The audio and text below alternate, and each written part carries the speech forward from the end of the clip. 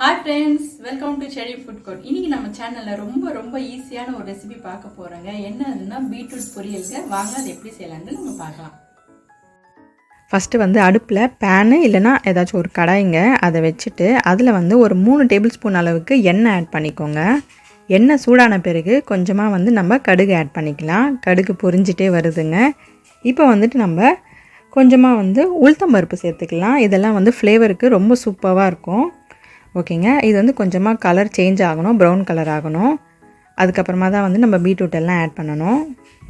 ஓகேங்க, இப்போ வந்து நான் ஒரு 2 மீடியம் சைஸ் அளவுக்கு பீட்ரூட் வந்துட்டு தோல் நீக்கிட்டு கழுவிட்டு அதுக்கப்புறம் இந்த மாதிரி கட் பண்ணி எடுத்திருக்கேங்க.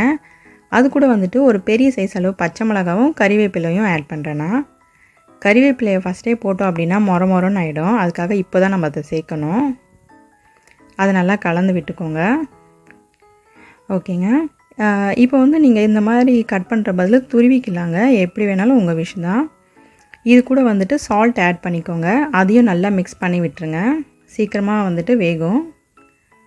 ஓகேங்க, ரொம்ப ஹெல்த்தியான ஒரு ரெசிபி இது. மறக்காமல் உங்கள் குழந்தைங்களுக்கு செஞ்சு கொடுங்க. ஓகே, இப்போ வந்து நான் கொஞ்சம் வதக்கிட்டேன். அதுக்கப்புறமா தண்ணி ஆட் பண்ணுறேன். அந்த காய் முழுகிற அளவுக்கு தண்ணி ஆட் பண்ணுங்கள், போதும். தண்ணி ஆட் பண்ணிவிட்டு அது கொஞ்சம் நேரம் நல்லா வேகிறதுக்கு விடுங்க. அப்படியே அந்த தண்ணியெல்லாம் நல்லா வற்றிடும். ஸோ அப்போவே உங்களுக்கு தெரியும் அது நல்லா வந்து குக் ஆகிடுச்சு அந்த பீட்ரூட்டு. ஓகேங்க, இது பாருங்கள், நல்லா அந்த தண்ணி எல்லாம் வந்து நல்லா அப்சர்வ் ஆகிடுச்சு. அந்த பீட்ரூட் நல்லா குக் ஆகிட்டே வருது. நான் பாருங்கள் அதை வந்து நசுக்கி காட்டுறேன். நல்லா நசுங்குது பாருங்கள். ஓகே, எப்பவுமே வந்துட்டு நீங்கள் இந்த மாதிரி குட்டியாக கட் பண்ணிட்டு அப்புறமா கழுவாதீங்க. அதை வாஷ் பண்ணிட்டு அப்புறமா இந்த மாதிரி கட் பண்ணுங்கள். ஓகேங்க, அது வந்து நான் ஒரு பெரிய சைஸ் அளவு பச்சை மிளகாய் போட்டிருக்கேன். நல்லா தண்ணி வட்டிகிட்டே வந்துடுச்சிங்க. அப்படியே இது கூட வந்துட்டு நான் மேகி மேஜிக் மசாலா சேர்க்குறேங்க டேஸ்ட்டுக்காக. ஸோ வந்து இந்த 2 மீடியம் சைஸ் பீட்ரூட்டுக்கு அந்த ஒரு பேக்கெட் ரொம்பவே போதுமானதுங்க.